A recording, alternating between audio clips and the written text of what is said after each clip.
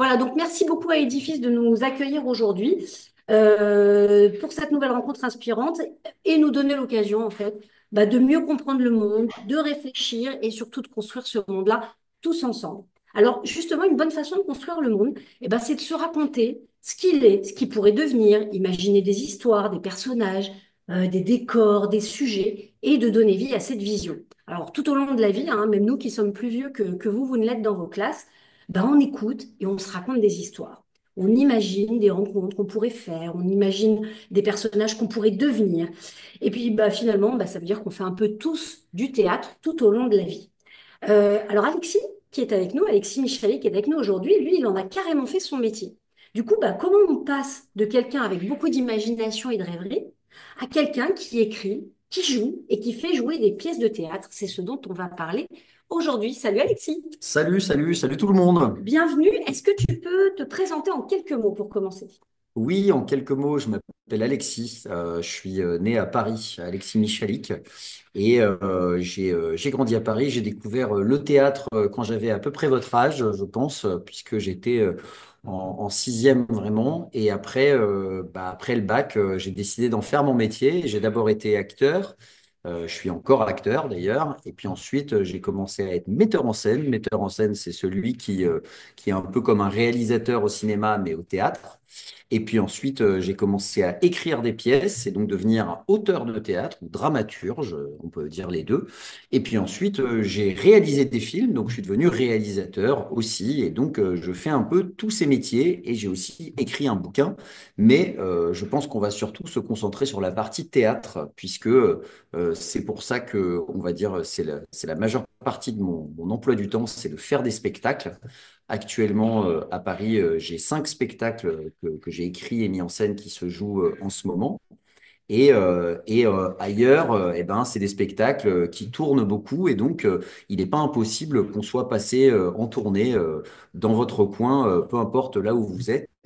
On est allé partout, que ce soit en France métropolitaine ou en Guadeloupe ou en Martinique ou à La Réunion. Enfin voilà, on est venu un petit peu partout et j'espère que ça va vous intéresser de ce que j'ai à vous raconter sur le théâtre. Oui, il n'y a aucun doute. Alors, justement, pendant l'heure qui vient, on va effectivement se concentrer sur le théâtre parce qu'il y aurait beaucoup de choses à dire et on a déjà la chance d'avoir Alexis avec nous pendant 1 heure aujourd'hui. Donc, on va d'abord parler de ta jeunesse, de ton parcours dans le théâtre. Et puis ensuite, on va discuter des histoires de ceux qui les font, comme les auteurs, de ceux qui leur donnent vie, comme les metteurs en scène, les comédiens, et puis de ceux qui les écoutent, comme les spectateurs. Mais avant de commencer, Alexis, on a une tradition. Pendant ces rencontres inspirantes, c'est que la première question, on la pose aux élèves. Donc, on va vous demander combien d'entre vous sont déjà allés au théâtre. Levez la main et on va demander à vos enseignants de nous dire dans le chat, est-ce que c'est un peu moins de la moitié, est-ce que c'est à peu près la moitié ou est-ce que c'est plus de la moitié? Combien d'entre vous sont déjà allés au théâtre? Alors, si je regarde dans le chat, Oh, il y en a beaucoup. ouais, ça lève la main, hein. Ça lève bien la Ça main. lève bien la main. 26 sur 26 dans une classe. Tous les élèves avec l'école, c'est beau ça. Plus de la moitié, 35 élèves, 13 sur 26, 17 sur C'est 25. beau, c'est beau. Ouais, vous êtes super nombreux. Bon, alors, La, très la- bien, la on a question refait. d'après, c'est combien d'entre vous ont aimé aller au théâtre? Ah, Voilà, si vous avez aimé ce que vous avez vu au théâtre, mettez la main alors, levée. Et si vous n'avez pas du tout aimé, baissez la main. voilà. Vous avez le droit, il n'y a pas de jugement. Mais c'est des choses Ok. dont on va pouvoir se parler. On a pas, on a pas mal qui sont fans, hein, vraiment. Ouais, ouais, vous êtes. Bon, Jacques Prévert, École Moivron, ça fait plaisir. ouais, le Merci. nombre est écrasant. Merci, vous pouvez arrêter de répondre à cette question. Vous pouvez baisser les mains si vous les avez levées. On va tout de suite accueillir une première classe. La classe, l'école élémentaire Bienfaisance à Paris, la classe de Sophie Danlou du Ménil. Ils avaient une petite question pour toi à laquelle tu as déjà un peu répondu. Alors, il nous la pose par écrit. À Ok. quel âge tu as commencé le théâtre? C'est aussi une question qu'on a à l'école Jean Gillet, à l'école primaire Anne Frank. Tu as parlé de la sixième tout à l'heure. Alors, en vrai, ma première expérience de théâtre, c'était en maternelle, puisque on faisait un spectacle de clown à la kermesse de fin d'année. Et je me souviens encore, c'était un spectacle tout simple. Je ne sais pas si vous avez déjà joué à ça en cours de théâtre, où on se met face à quelqu'un et on fait les gestes de la personne en miroir. Et voilà, c'était un sketch. Et à la fin, la personne allait chercher un verre d'eau et me le jeter à la tête. Et moi, j'étais en costume de clown. Les gens en rigolaient et je me suis dit, ah, c'est pas mal ce métier. Ça, c'était en maternelle. Et après, à partir de la sixième, je suis allé au club théâtre de mon lycée, collège-lycée à Paris, qui s'appelle le lycée Jules Ferry. Et là, chaque année, on montait un nouveau spectacle avec l'école et j'adorais ça. C'était le meilleur moment de ma journée. Et quand j'ai fini le lycée et que j'ai eu mon bac, ben, j'ai trouvé un agent et j'ai commencé à devenir comédien professionnellement. Donc, j'ai toujours fait ça, en fait. Alors, on va accueillir du coup une autre classe pour une autre question. N'hésitez pas à venir au micro. La classe d'Oriane Ah, Vessière Oran. de l'école des Grands Cyprès. Ah, Est-ce que Oran. vous Oran, êtes... Oran. Tu peux, Oh, madame, vas-y, Oran, va pardon. t'approcher. On est Excusez-moi. d'Avignon. Et vous êtes quelle Allez, bien sûr. Oui. Avignon, c'est la ville du théâtre, parce que c'est là où il y a le plus grand festival de théâtre au monde, le Festival d'Avignon. Orange. C'est tous les mois de Allez, juillet. vas-y, Adèle. Allez-y, Oran. Moi, j'adore me raconter des histoires. Est-ce que toi aussi, enfant, tu te racontais des histoires? Est-ce qu'à l'époque, je me racontais des Oui. histoires? quand tu étais Quand enfant? j'étais enfant? Ouais, ouais, je racontais des histoires, mais étonnamment, les gens, ils écoutaient pas trop mes histoires, quoi. C'est vraiment après que j'ai commencé à trouver un public. Mais par contre, j'écrivais. Est-ce que toi, t'écris ou est-ce que tu les Je les racontes? raconte. Voilà, moi, je crois que j'ai commencé à écrire en quatrième, troisième, un truc comme ça. Et j'écrivais d'abord mon journal intime, et puis Alors, j'écrivais elle veut aussi des plus le faire. Tu nouvelles. peux raconter notre projet de théâtre. Bien sûr, allez-y. Qui va être capable d'expliquer? Est-ce que quoi? Est-ce qu'il serait Raphaël, capable de Raphaël. l'expliquer? Alors, en une minute, parce qu'il y a plein de réactions. On vous écoute. Bon, on vous garde pour ça. C'est nous là. Pardon? On peut parler ou pas? Alors attendez, qui est-ce? On ne sait pas qui C'est nous parle. qui parle? Ah, c'est C'est plus c'est oral. la classe de Alors, voisins les personnes qui bretonneux. ont parlé au micro, on va vous prendre après. Je vous laisse discuter avec Margot qui est en régie. On essaye de vous prendre après. Alors, tu sais, Alexis, en fait, on leur a demandé comment ils t'imaginaient enfant. Il y en a qui ont demandé quel était ton caractère, l'école de Cécile Emmanuel. La classe de Julia Bastonero à Nice, dans le sud de la France, ils ont dit, à notre âge, Alexis aurait aimé faire du sport, du dessin, de la musique, écrire, lire. Tu aurais pu faire du hip-hop, tu aurais pu faire du cirque, et tu aurais pu jouer à des jeux de musique, tu aurais pu jouer à Sonic. Ouais, c'est pas mal, ouais, je jouais à Sonic, ouais, bien sûr, c'était mon époque, ouais. Ok. Bien vu, Et bien ben vu. voilà. Donc, et c'était quoi ton caractère quand tu étais enfant? Tu étais plutôt Euh, timide? non, j'étais pas très timide, j'étais un peu extraverti. Bah, pour faire du théâtre, quand on est enfant, faut quand même avoir envie d'aller sur le plateau. Par contre, j'avoue que je lisais beaucoup. Mes parents m'amenaient à la bibliothèque emprunter des livres tous les week-ends, quoi. Donc, je lisais beaucoup de mangas, beaucoup de BD, beaucoup de revues et quelques romans quand même. Bon, tu te documentais beaucoup, tu absorbais beaucoup d'histoires déjà. Voilà, c'est ça. Ok. Alors, on nous dit, la classe CNPM nous dit que le festival d'Anjou est très bien aussi, donc c'est bien, hein, parlez-nous de vos Bien festivals. sûr, le Festival d'Anjou, c'est super, mais c'est pas le plus gros festival du monde. Alors, on a une question de Tanguy, S'il vous de plaît. la classe de Tanguy Thomas, de l'école Scott Keravel, dans le Finistère. Le Finistère, c'est dans l'ouest de la France. Vas-y, Naël. Bonjour. Bonjour. Salut. Salut. Comment as-tu remarqué ton talent? Comment j'ai remarqué mon talent? Bah déjà, je pense que quand je faisais mes pièces à la fin de l'année avec le lycée et que les gens y venaient, ils me disaient quand même, ah, c'est pas mal, tu joues bien, etc. Bon, mais c'était les parents, les copains. Mais après, très vite, je pense, déjà, l'importance, plus que d'avoir du talent, c'est d'avoir envie.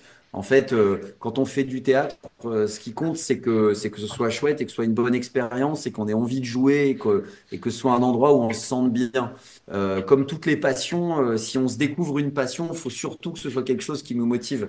Et après, le talent, c'est chouette, mais on dit souvent, il faut 1% de talent et 99% de travail, quoi, pour que ça fonctionne. Donc voilà, en gros, quand j'ai eu 18 ans, j'ai commencé à travailler et là, je me suis dit, bon, bah, je dois pas être si mauvais si jamais j'arrive à trouver du travail.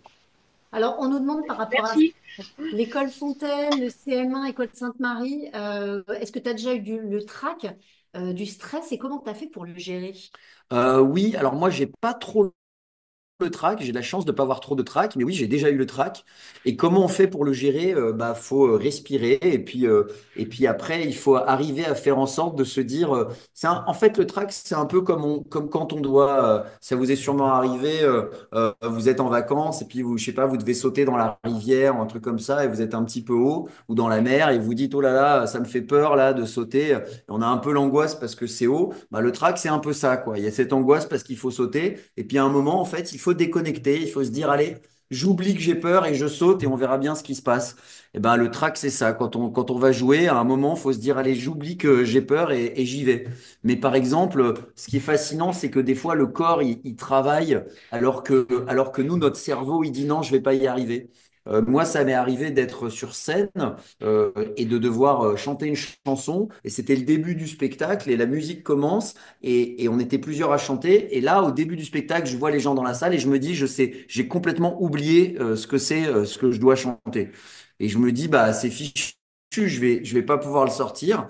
Et vraiment, ça arrivait vers moi et je me disais, je sais pas ce que je vais faire. Et là, c'est arrivé à moi et j'ai ouvert la bouche et les mots sont sortis parce que notre corps, il se souvient de ce qu'on a fait et de ce qu'on a travaillé pendant tout ce temps, alors que notre cerveau, il se dit, je vais jamais y arriver. Donc, il faut arriver à tromper votre cerveau, Merci pour les conseils. Tu vas voir qu'on a plein de questions sur des conseils. bien sûr. Alors, on va recevoir la classe de Karine Persillé de l'élémentaire André Malraux dans le 83. 83, c'est le Var, c'est dans le sud de la France. Vous êtes Oui, là, on est là, Karine? mais j'arrive plus à. Voilà, la vidéo. On vous entend. Voilà. Ça y est, on Vous est êtes là. là. Salut, enfants. On vous Voilà. écoute. C'est Victoria qui va vous poser la question. Salut Victoria. Allez, vas-y. Quelle pièce vous avez Vous vous ont marqué lorsque vous étiez enfant? Quelles pièces t'ont marqué quand tu étais enfant? C'est une bonne question. Quelles pièces m'ont marqué quand j'étais enfant? Écoute, moi déjà j'ai eu la chance d'aller au théâtre parce que j'habitais à Paris et il y a plein de théâtres à Paris et mes parents nous emmenaient au théâtre, mon frère et moi. Donc j'ai vu pas mal de pièces qui vous diront rien, je pense, mais des grands metteurs en scène comme Peter Brook, Ariane Mnouchkine, Jérôme Savary, voilà. Mais sinon, qu'est-ce que je peux dire? J'aimais pas, j'avoue que j'aimais pas trop Molière. Hein, je suis sûr que vous avez déjà dû voir ou entendre parler d'une pièce de Molière, mais j'adorais Shakespeare, qui est comme Molière, mais pour les Anglais. Alors, on nous demande quelle est ta pièce de théâtre préférée. T'en as une? Ma T'as le pièce droit de de citer théâtre les tiennes, hein. préférée, non, pas du tout. J'adore Le Mariage de Figaro de Beaumarchais, si un jour vous avez l'occasion, c'est une de mes pièces préférées. Et évidemment, Cyrano de Bergerac. Vous voyez qui c'est? Cyrano, c'est celui qui a un grand nez. Hein. Voilà, donc Cyrano, ça, mais je pense que c'est la pièce préférée d'à peu près tout le monde. Donc je suis un peu comme tout le monde. Merci beaucoup. Alexis. Et merci Victoria. Merci Victoria. Alors, on a un témoignage d'une classe, de la classe de Julia Bastonero de l'école élémentaire des Mûriers à Nice. Pareil, c'est dans le sud de la France. Vous êtes là?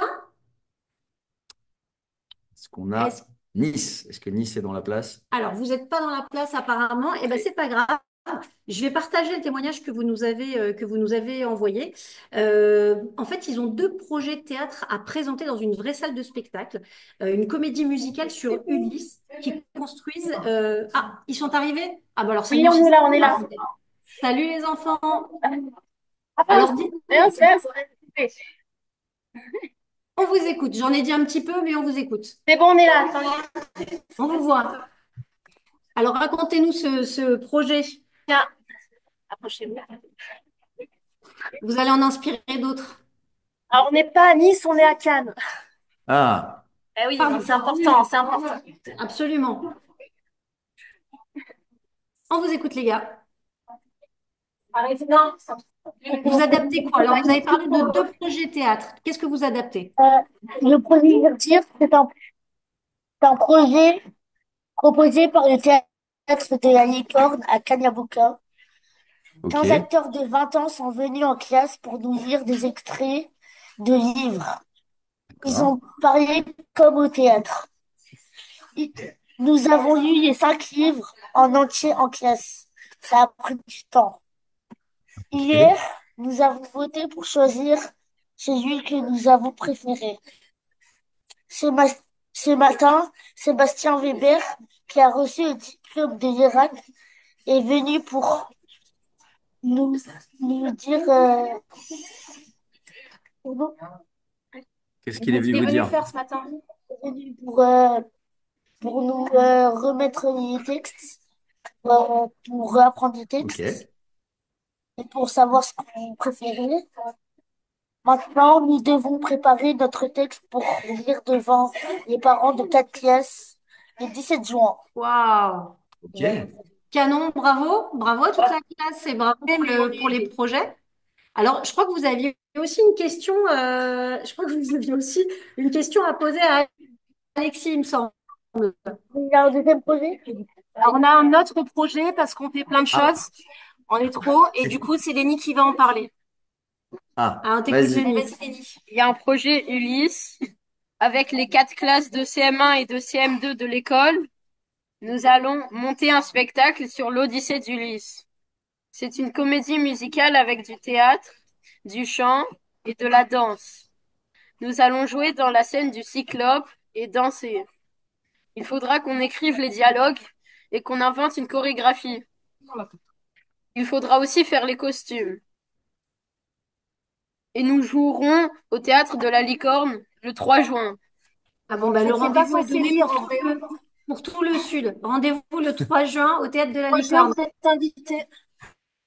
Ça marche, c'est noté. Bravo, bravo pour tout ce beau travail-là. Alors, du coup, vous aviez une question. J'ai besoin que vous la posiez. En plus, c'est ma Alors, transition on pour a la une partie question suivante. et c'est Alina qui va vous la poser. Alina, Gabriel, Candice. On sait Alors, déjà qui va désolé, jouer ils se sont Ulysse tous ou incrustés. Alors, attends, Alexis, il a une question à vous poser. qui est-ce qui va jouer Ulysse? Alors, Non. allez-y. Comment? Qui est-ce qui va jouer Ulysse? Qu'est-ce qui va jouer Ulysse? Ah ouais? Ah, j'entends pas ce qu'on entend. Qui va On jouer sait pas, on Ulysse? n'a pas encore fait les castings. Ah d'accord, Qu'est-ce qui veut d'accord. jouer Ulysse? Ah ouais, tout le monde, Rose, en fait. bien sûr. Alors vas-y, qu'est-ce que tu as comme Deuxième question? histoire au théâtre. Alors, qu'est-ce que tu as comme question? Vas-y, Alina. À quel âge avez-vous commencé à écrire des textes? À quel âge tu as commencé à écrire des textes? À 13 ans. Vous avez quel âge, vous? Vous avez quel âge? Ah, Vous savez pas quel Les âge vous avez? CM2, ils ont 10-11 ans. 10, 11 ans, voilà, merci. Bah, voilà, 3 ans plus tard, j'ai commencé à écrire des petites pièces Non, courtes. non, non, Hein? pardon. il a commencé 3 ans après votre âge à peu près. C'était la Voilà, question que vous aviez. Donc, Donc, vous savez ce que vous avez à faire. vers 15 ans, quoi. 13, 13. Fait- 13 ans. 13 ans, j'ai commencé à écrire des pièces à 13 ans. C'était des petites pièces courtes et ensuite elles sont devenues de plus en plus longues. Voilà. Ouais, je sais pas. Alors, nous, ils écrivent beaucoup quand même. Merci beaucoup à tous. Voilà, merci à vous. Au revoir. Merci, Alors 15. justement, évidemment, comme tu as commencé non pas à 15 mais à 13 ans à écrire, on a à nouveau des questions sur des conseils, quoi. Bien sûr. La classe de Sophie Campois, qui est à l'école Gambetta dans le 77, c'est autour de Paris. Mhm. Est-ce qu'elle est là? Sophie, vous êtes là? Normalement, vous êtes là. Oui, nous sommes là. Oui, bonjour, on est là. Ravis de cette rencontre. Alors, on vous présente Léo qui a la question à poser pour la classe. Alors, est-ce que vous voit elle est là? Qu'est-ce qui vous inspire pour écrire? Ouais, Léo. Qu'est-ce qui vous inspire? Qu'est-ce qui vous inspire pour écrire votre pièce de théâtre?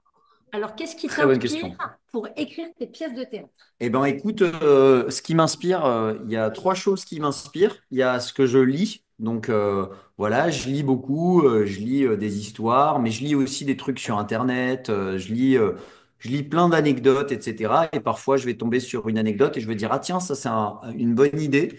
La deuxième chose, c'est les gens que je rencontre. Hein, je vais poser des questions aux gens que je rencontre. Je vais être curieux.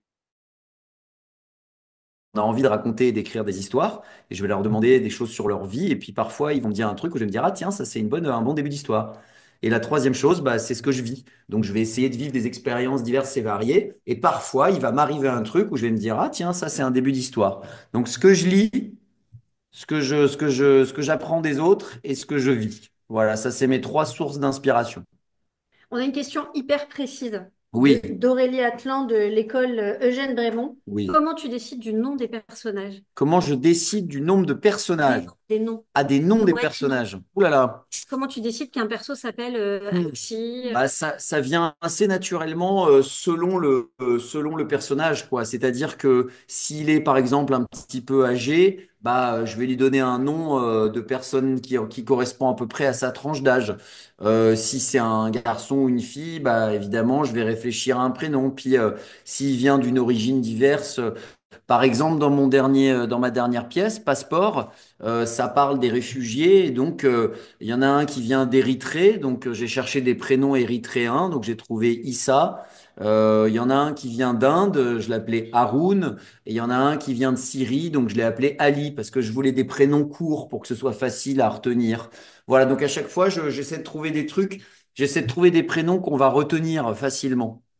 On nous demande aussi combien de temps tu mets pour écrire une pièce. Alors, combien de temps je mets pour écrire une pièce? Ça dépend parce qu'il y a la phase de l'idée, c'est-à-dire entre le moment où je vais avoir l'idée et le moment où je vais me mettre à écrire. Moi, j'appelle ça la phase de maturation. Et ça peut durer plusieurs mois, voire plusieurs années, jusqu'à ce que je sois satisfait et que j'ai une histoire. Et quand j'ai une histoire, je vais la raconter à mes amis et je vais voir s'ils trouvent ça bien.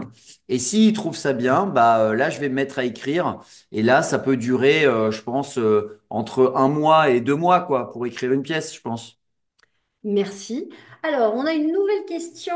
Tu vas voir, c'est très ancré dans Bien le sûr. quotidien dans le C'est très quotidien bien. des élèves. La classe de d'Emma Burel, est-ce que vous êtes Oui. là, de l'école Yves Montand? Ah, ils sont chauds, ils sont motivés. Alors, vous avez une question, vous écoutez. Vas-y.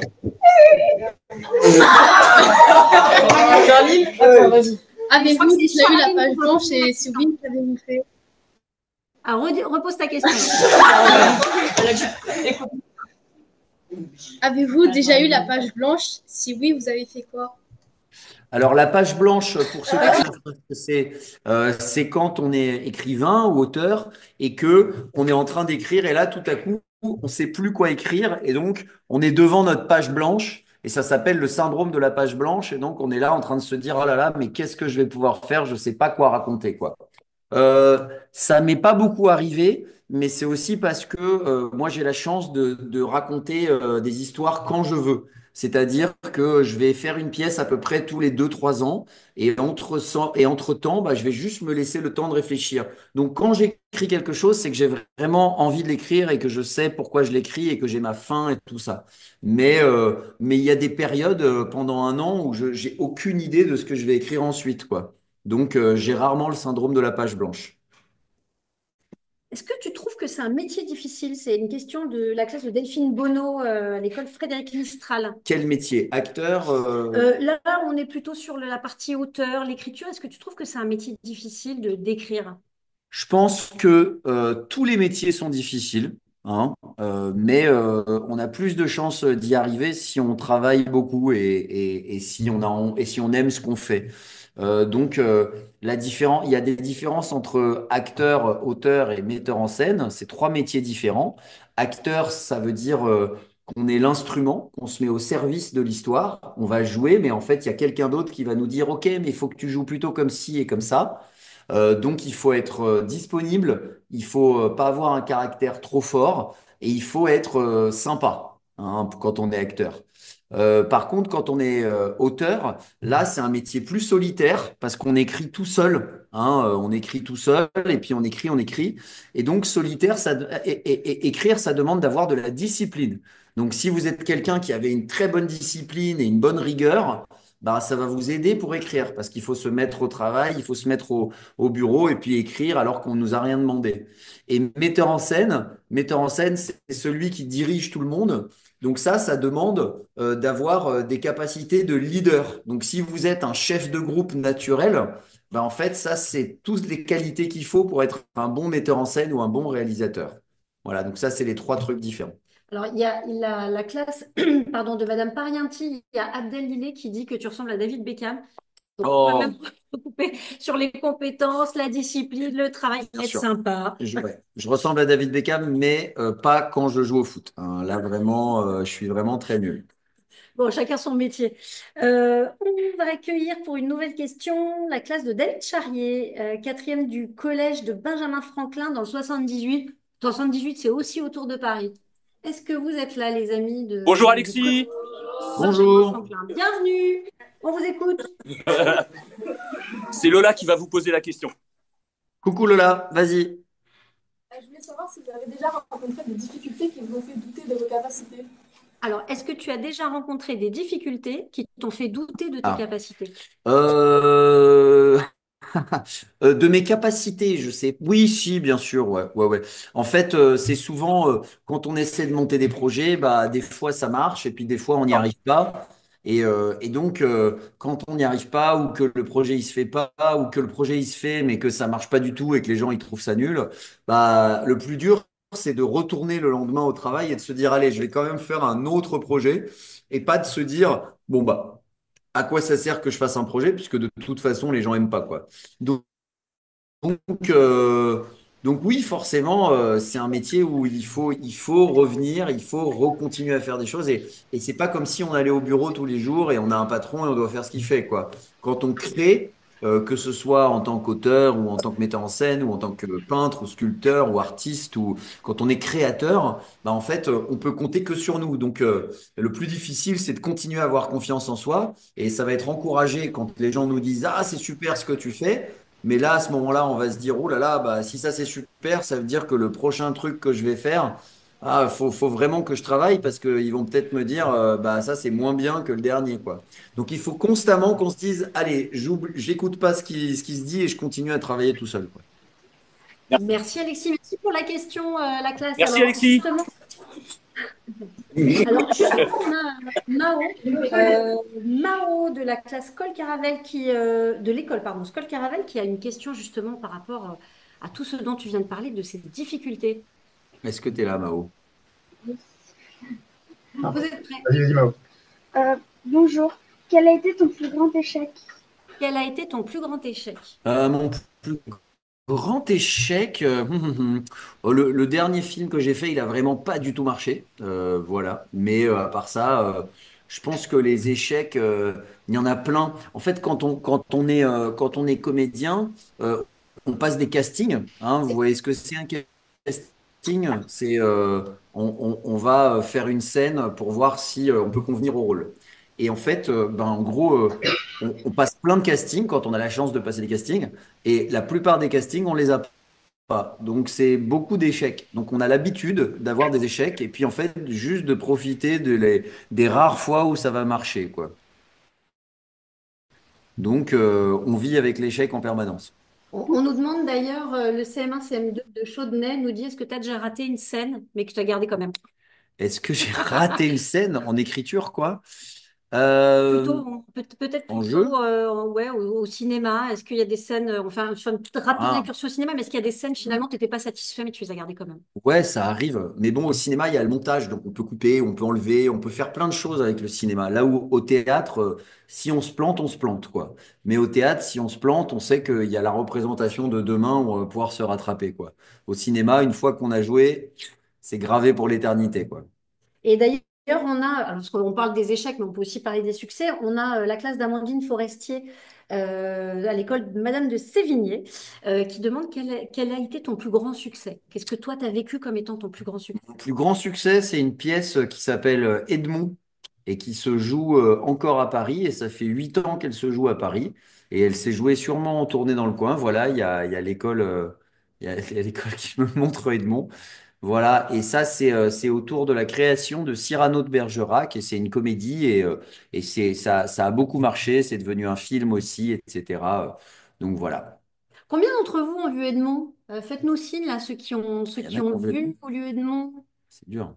Ah bon, on a des classes. En fait, on a vu, il y a des classes qui nous ont écrites pour nous dire que. Ah. Donc, Ah oui, si tu Franmar savais à pas. fond, il y en a qui sont ah, et ça lève la main, ça lève la main. Ok, trop cool.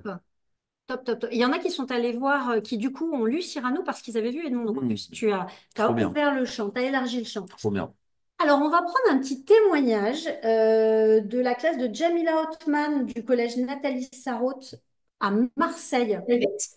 Alors, avant de vous faire parler, et restez bien présents, mais j'ai besoin d'abord que tu nous racontes de quoi parle ta pièce, Le porteur d'histoire. Voilà. Alors, le porteur d'histoire, c'est une pièce qui est un petit peu dense pour vous.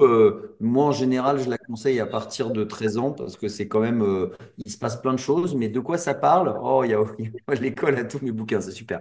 Le porteur d'histoire, c'est plein d'histoires entremêlées. En fait, on va suivre un homme qui arrive dans une maison en Algérie et il va raconter sa propre histoire à une femme en Algérie. Et on va se balader entre l'Algérie, entre la Révolution française, entre Marseille, justement, entre plein d'époques et plein de pays différents.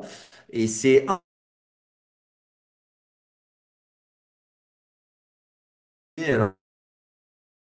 des enfants depuis 2011. Donc, ça fait 14 ans que ça se joue. C'est ma pièce qui se joue depuis le plus longtemps.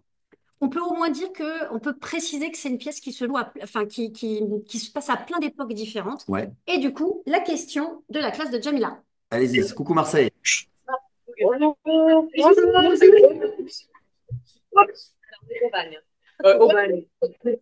Salut l'équipe, on vous écoute. Bonjour, je m'appelle Nial, je fais partie de l'atelier théâtre 4e et nous mettons en scène votre pièce Le porteur d'histoire. Et nous Waouh. voudrions savoir comment vous mettez en scène deux situations qui se passent à deux époques différentes, mais qui se jouent en même temps. Par exemple, les scènes avec les papes. Alors, ça va obliger génial. les autres à aller au théâtre voir cette pièce ou à la lire. Mais du coup, comment on fait pour mettre en scène deux C'est trop époques cool. différentes qui se passent en même temps sur scène? Eh ben, déjà, vous êtes combien dans la troupe à jouer 22. Et on est 22. 22 pour le porteur d'histoire. Mais c'est ouais. génial ça. Ok, bon bah nous on le fait avec 5 acteurs, le porteur d'histoire. Et les 5 acteurs, ils font tous les rôles. Donc ils changent de rôle en permanence.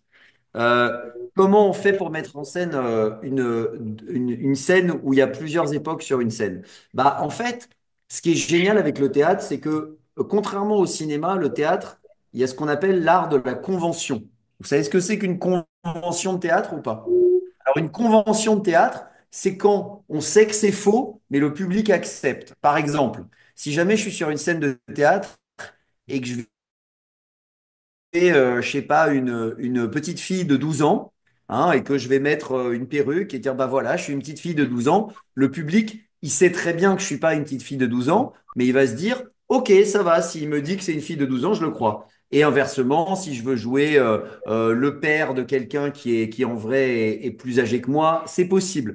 Et même si je dis, voilà, je suis invisible et qu'après on fait la scène et que moi je reste sur scène mais que je fais comme si j'étais invisible et que bah en fait évidemment que je suis pas invisible mais le public va dire ok on y croit donc c'est pour ça que par exemple au théâtre évidemment on peut pas amener des batailles avec des chevaux mais si on dit là vous devez imaginer qu'il y a des chevaux qui sont en train d'arriver sur la colline et ben nous on imagine les chevaux et ben le porteur d'histoire il y a beaucoup d'appels à l'imaginaire donc il y a des scènes comme vous avez vu qui se passent dans le désert algérien il y a des scènes qui se passent dans la forêt des Ardennes. Et en fait, on passe d'une scène à l'autre. Il y a même une scène qui se passe dans un avion. Donc, on demande au public, OK, on va vous demander d'imaginer ce qui se passe. D'accord? Et ça, c'est le talent des acteurs, donc vous, d'arriver à leur faire croire que c'est vrai. Mais en vrai, il n'y a pas besoin d'un décor fou. Il y a juste besoin de leur dire, voilà ce qui se passe. Et d'essayer de le jouer du mieux que vous pouvez. Et pour ce qui est de la mise en scène, je laisse votre prof ou votre intervenant s'en occuper. Merci. Merci. Bon courage en tout cas, envoyez-moi des photos. On n'a pas fini. On a d'ailleurs un témoignage là par rapport à ce que vient de dire Alexis. On a le témoignage de Joseph qui dit, moi j'ai déjà vu une pièce de théâtre, j'ai trouvé le jeu des acteurs génial. Il n'y avait pas beaucoup de décors, mais c'était magique. Alors j'ai compris qu'il n'y avait pas besoin de beaucoup pour que ce soit extraordinaire. Magnifique. Ouais, merci Joseph. On va rentrer un peu plus dans le métier de metteur en scène. C'est un truc, quelqu'un qui a vu des extraits de la Mégère. Alors là, oui. je ne sais pas qui c'est. Alors, bah, ils avaient une question à te poser. Alors, du coup, je la prends maintenant. Alors, allons-y, c'est ceux qui ont écouté tes livres. Alors, Nicole Pétla- la Mégère, Ah, on n'entend plus? Mince.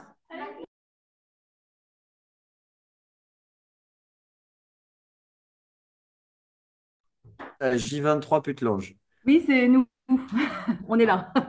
Ceux qui ont mes livres. Ouais, alors en fait, il se trouve que j'avais enregistré cette pièce il y a très longtemps à la télé, je l'ai gardée précieusement. Alors j'ai montré quelques extraits à mes élèves de CM2, les extraits les plus marrants, et Ouais. ils sont fascinés par cette pièce, et donc Jamie, il y a une question à vous poser là-dessus. Vas-y. Allez. J'ai une question. Alors, dans cet extrait, pourquoi vous êtes pieds nus? Ah, dans toute la pièce quasiment, hein. C'est une très bonne question et pas que dans la Mégère, dans le porteur d'histoire aussi. Alors la Mégère, c'est une pièce, le décor, on l'avait imaginé se passer à la plage. Donc on était tous pieds nus, mais il y a une autre raison qui est qu'on était une jeune troupe et qu'on n'avait pas beaucoup d'argent. Et donc on s'est dit, bon, si on met pas de chaussures, déjà, ça nous économisera le prix des chaussures. Donc voilà, pour ces deux raisons. Et puis moi, j'aime bien être pieds nus sur un plateau de théâtre. Donc on a été pieds nus, le porteur d'histoire, on a été pieds nus aussi. Et la pièce d'après, c'est la première fois qu'on a eu suffisamment de budget pour s'acheter des chaussures. Et maintenant, mes comédiens, ils ont des chaussures. Ah bah bravo, merci beaucoup pour votre réponse. Merci à vous. Merci. Alors, on va accueillir maintenant l'école Auchangy de la classe d'Olympe Béliard. Et on va rentrer un peu plus dans le détail metteur en scène. Oui, Alors. bonjour. Bonjour. On vous écoute. Salut. Je sais pas si on me bien. Non, non, non. Ah, c'est bon. On y va. Vas-y. Quel est le rôle d'un metteur en scène? Quel est le rôle d'un metteur en scène? C'est une très bonne question. Est-ce que tu sais, toi, ce que c'est le rôle d'un metteur en scène? Pour moi, c'est quelqu'un qui va aider les acteurs à se perfectionner et aussi écrire les pièces. Alors, c'est pas celui qui va écrire les pièces. Écrire, c'est l'auteur. Mais le metteur en scène, du coup, qu'est-ce qu'il fait? Effectivement, il les aide à se perfectionner. Et c'est aussi lui qui imagine. En fait, c'est un peu le chef de tout le monde. C'est-à-dire que sur une pièce de théâtre, il va y avoir le costumier ou la costumière qui vont faire les costumes. Il va y avoir le décorateur ou décoratrice qui vont faire les décors. On appelle ça aussi le scénographe. Il va y avoir quelqu'un qui va peut-être faire de la musique. Il va y avoir l'éclairagiste qui va s'occuper des lumières, ce qui est un truc très important au théâtre. Il va y avoir les acteurs, évidemment. Il va y avoir peut-être quelqu'un qui va faire des perruques, quelqu'un qui va faire des maquillages, etc., etc. Et tous ces gens, en fait, eh ben, ils répondent aux ordres ou aux indications du metteur en scène ou de la metteuse en scène.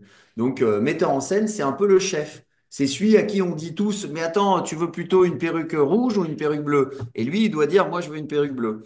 Il doit dire, bon, bah, toi, tu vas rentrer par là. Bon, bah, toi, tu vas faire ci. Attends, ta réplique, là, j'entends pas. Il faut que tu parles plus fort. Et tout ça, ça va être des indications et ça va durer à peu près 2 mois, les répétitions. Et donc, à la fin des répétitions, le metteur en scène, c'est celui qui va faire en sorte que le spectacle que vous voyez, il ressemble à ça. Donc, c'est comme votre prof, par exemple. Votre prof, elle va vous dire, genre, OK, il faut mieux que tu fasses ton exercice comme ça, il faut que tu apprennes tel texte, il faut que tu fasses ci, il faut que tu fasses ça. Voilà, le metteur en scène, c'est un peu le prof du spectacle. Est-ce que toi, tu donnes des cours de théâtre? On nous demande la classe de Karine Fabre. Est-ce que tu donnes des cours? Moi, je donne pas encore des cours de théâtre, mais peut-être plus tard, un jour. J'ai déjà donné des petits ateliers, et je fais souvent des rencontres avec des écoles de théâtre pour parler, pour leur donner des conseils à des jeunes acteurs et tout, mais je donne pas encore de cours de théâtre.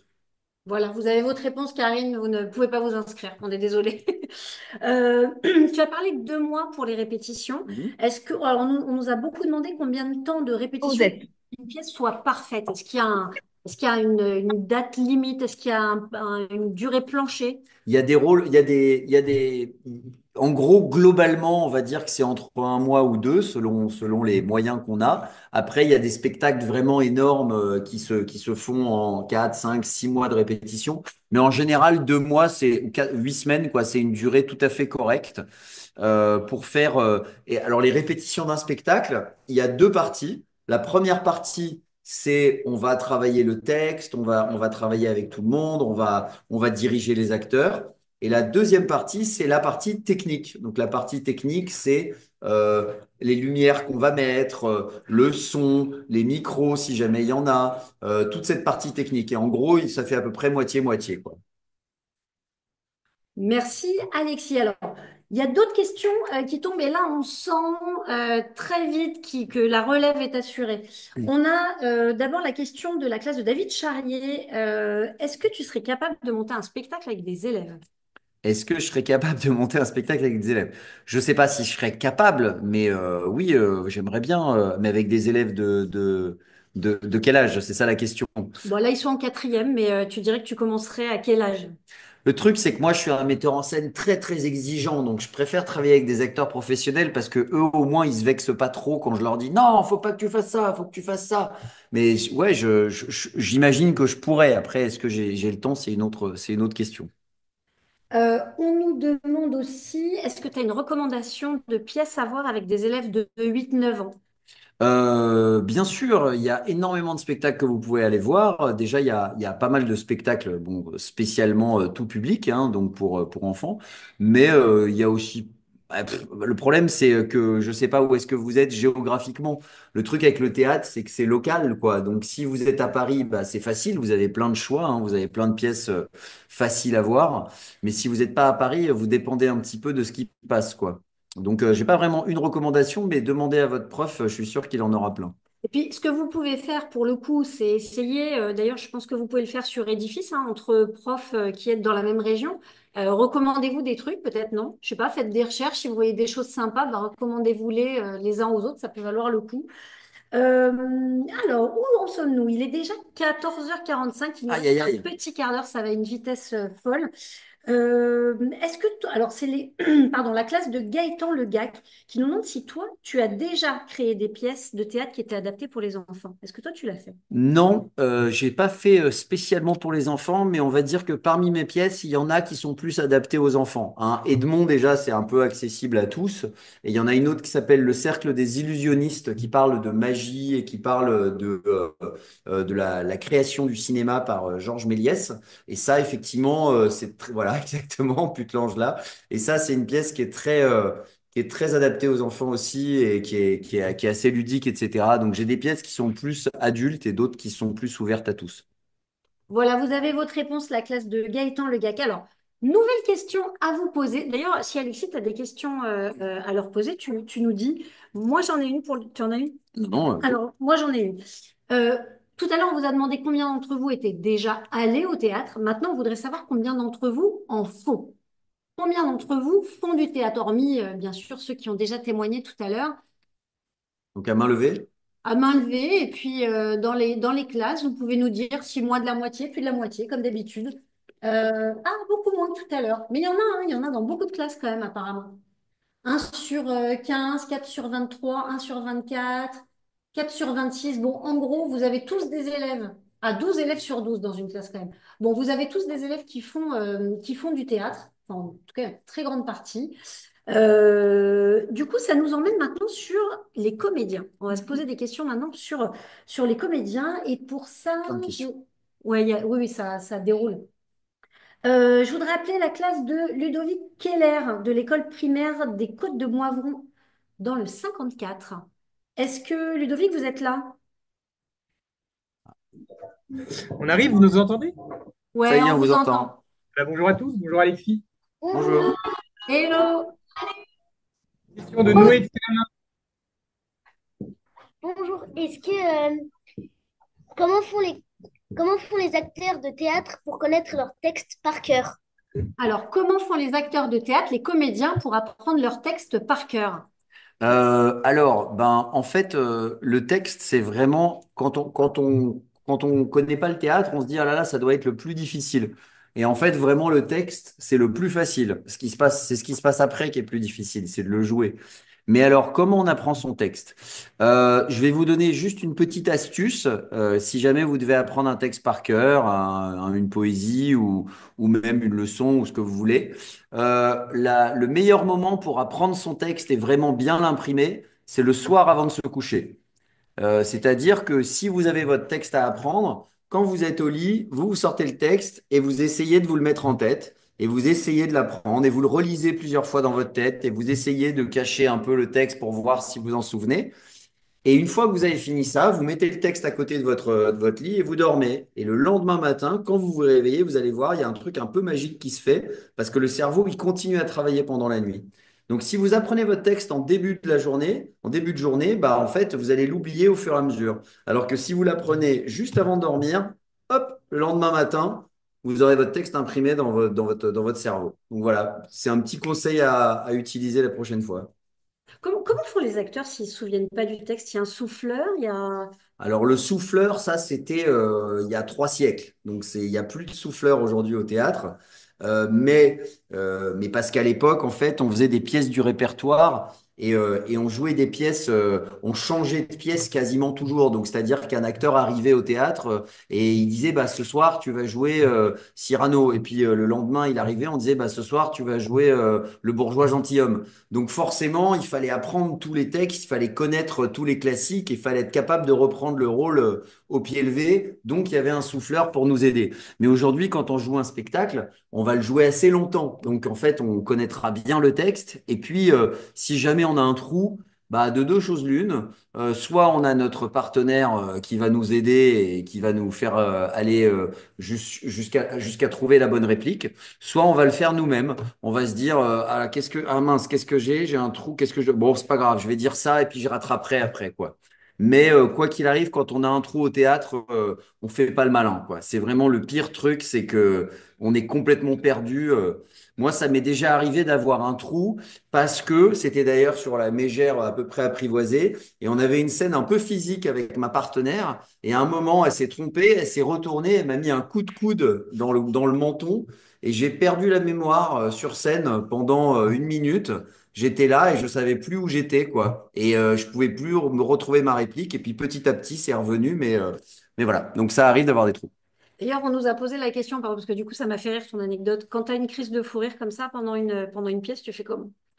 Oh bah le fou rire a priori c'est qu'on passe un bon moment mais on essaie de passer à autre chose parce que en général la crise de fou rire c'est toujours communicatif hein. Le public il va suivre et il va rire avec nous.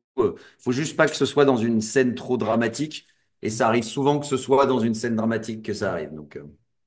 Merci Alexis. On va accueillir la classe d'Émilie Panzoni, l'école primaire de Torvilliers, dans l'Aube, si je dis pas de bêtises. Est-ce que vous êtes là, Émilie? Émilie Émilie. dans l'Aube. Non? Bon. Eh ben, on va quand même poser la question. De toute façon, elle a été posée par plein de classes. Est-ce que tu as des conseils à donner pour mieux interpréter un personnage dans la pièce? De la même façon que tu as donné conseil pour apprendre le texte. Pour interpréter quoi. Ouais. Alors, ouais. Des gestes, des intonations, on nous a dit.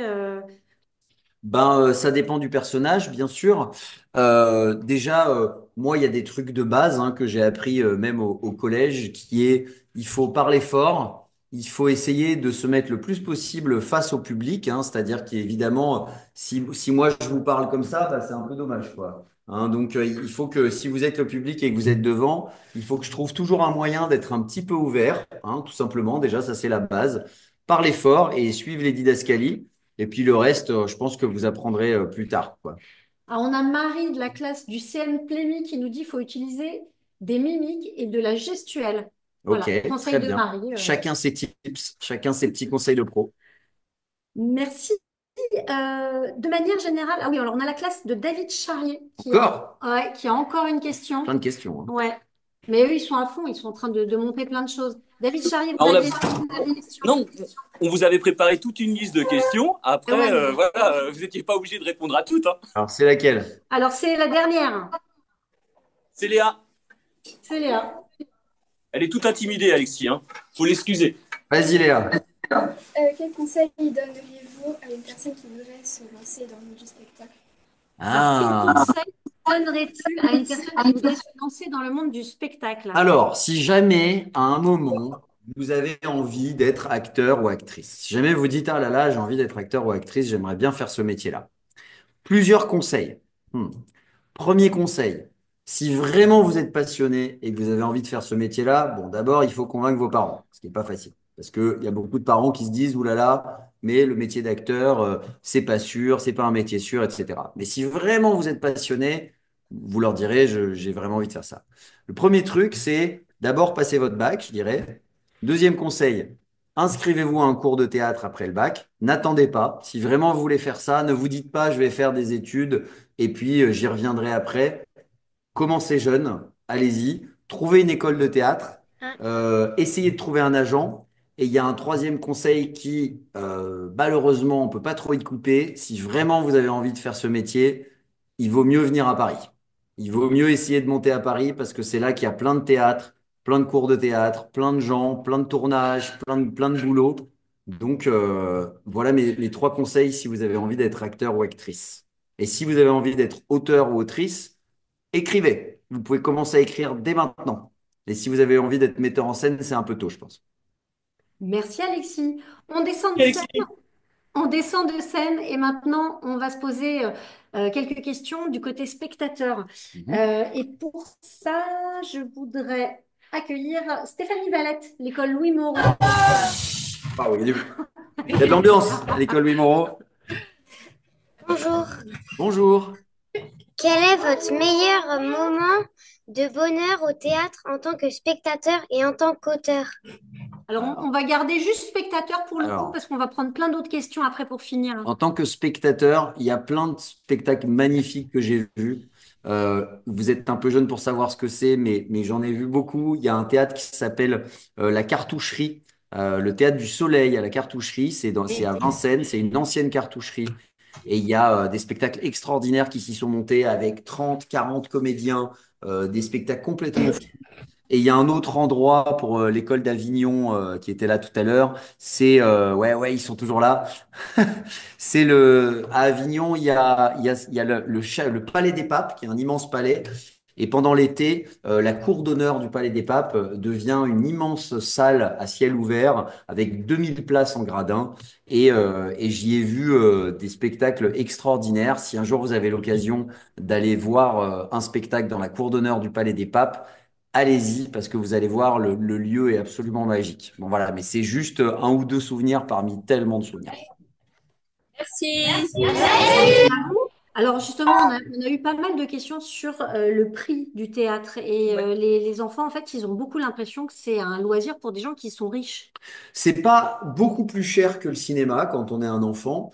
Surtout quand on sort de Paris, il y a des prix tout à fait abordables. Pour les enfants, vraiment, il y a souvent des demi-tarifs, des prix moins chers. Même pour les étudiants, à Paris, pour les moins de 26 ans, dans les théâtres privés, c'est 10 euros la place, si jamais vous y prenez. Donc c'est plutôt correct quand on compare au cinéma. Donc non, oui, oui, ça coûte cher, mais en réalité, quand vous êtes jeune ou étudiant, vous pouvez vraiment vous en sortir. Voilà, on espère que vous pourrez tous en profiter. C'est surtout ça qu'on souhaite à chacun de vous. On aimerait entendre le témoignage de la classe de Sarah Sainte, le collège de la Guyonnerie dans le 91, qui eux aussi ont un projet Guyonnerie. artistique qui a l'air Bonjour. top. Bonjour. Hello, on vous écoute. Bonjour. Allez, parlez un tout petit peu plus fort, on vous entend pas trop. Il nous reste peu de temps, on vous invite à faire efficace. Dites-moi tout. Nous avons pris le choix d'étudier Edmond pour étudier les coulisses d'une œuvre et pour comprendre la difficulté que rencontrent les auteurs pour écrire une œuvre. Nous voulons nous mettre à votre place. Et à force d'étudier les auteurs, nous nous sommes rendus compte que les peintres impressionnistes rencontraient les mêmes difficultés, notamment le manque de succès et de prise au sérieux. Alors nous avons eu l'idée d'appliquer l'idée que vous avez eue, Alexis Michalik, de montrer au monde les difficultés que rencontrent les artistes pour se faire connaître. Et nous avons pris l'exemple de Berthe Morisot.